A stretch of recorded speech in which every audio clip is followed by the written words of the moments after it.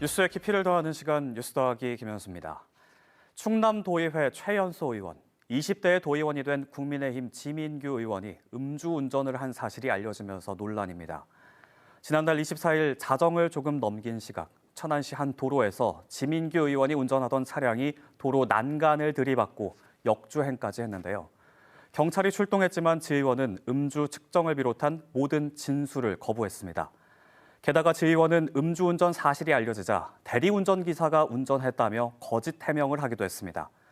하지만 그제 지민규 의원은 자신의 SNS에 모든 혐의를 인정한다면서 돌연 사과문을 올렸습니다.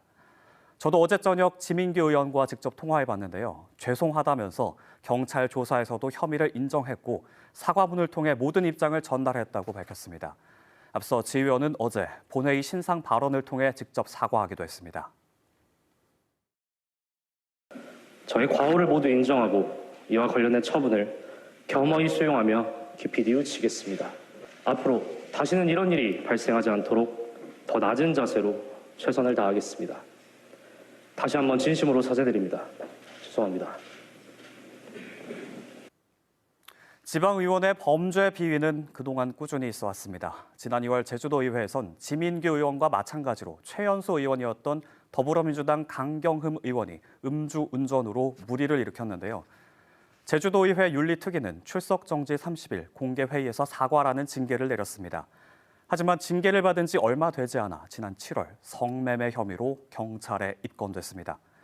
민주당은 강경흠 의원의 제명을 결정했고 강 의원도 도의원직에서 물러났습니다.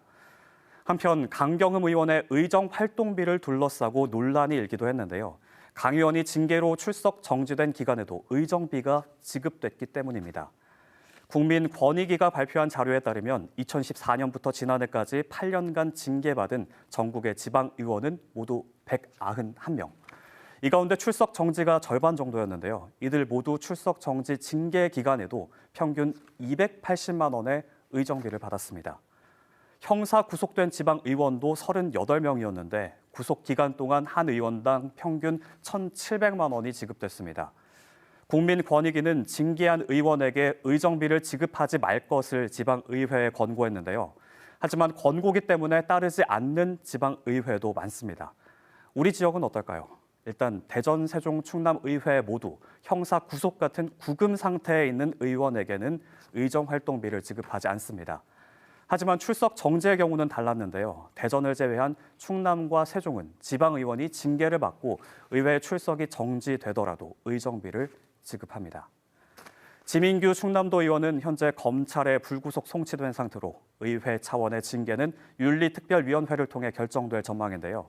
지 의원이 구속되거나 금고형 이상을 받지 않는다면 징계는 출석 정지 수준의 의정비도 받을 가능성이 크죠. 음주운전 한 것도 크고 측정 거부가 더 크고 마지막으로 자기 스스로 거짓말을 했다는 게 더 큰 부분이거든요. 의원직을 사퇴하는 것이 맞다고 생각을 합니다. 그 의정비 부분에 있어서도 반납할 수 있다면 이제 반납을 하는 게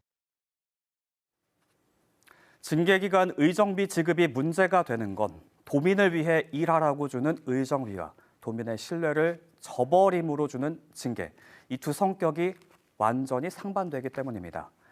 징계가 의정비의 목적을 흐리고 의정비는 징계의 목적을 흐리는 상황. 지방의회와 의원들은 인지하지 못하는 걸까요? 지금까지 뉴스더였습니다.